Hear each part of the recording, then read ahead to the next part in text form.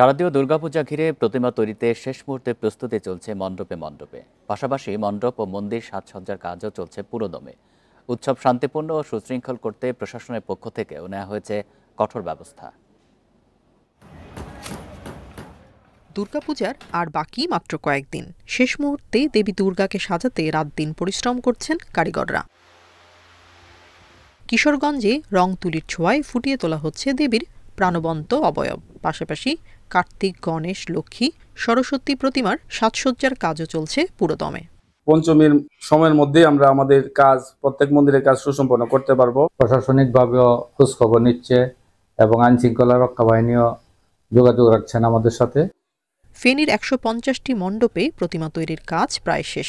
সুশৃঙ্খল শান্তিপূর্ণভাবে উৎসবে মেতে ওঠার অপেক্ষায় ভক্তরা।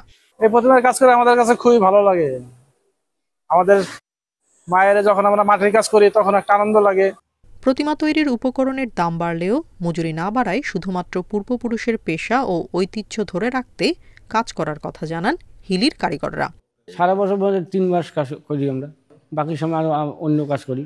আর আমরা বাইরে কোনো ব্যবসা করি না। সেভাবে সেটার মূল্য সেরকমভাবে আমরা হয়তো বা পোষায় না, এরকমভাবেই আমরা চলে থাকি। প্রতিমা তৈরির পাশাপাশি লালমনিরহাটের 467টি পূজা মণ্ডপে চলছে প্যান্ডেল তৈরির কাজ। 3 মাস পর্যন্ত করার পর এই যে আর কাজ মনে করো কিছু 2-1 দিনের মধ্যে শেষ হয়ে যাবে।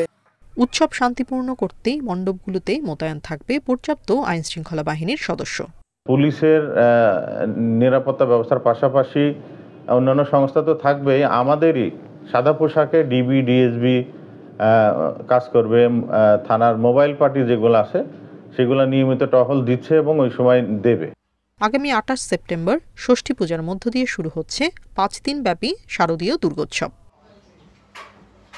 Tania Nasrin, independent news.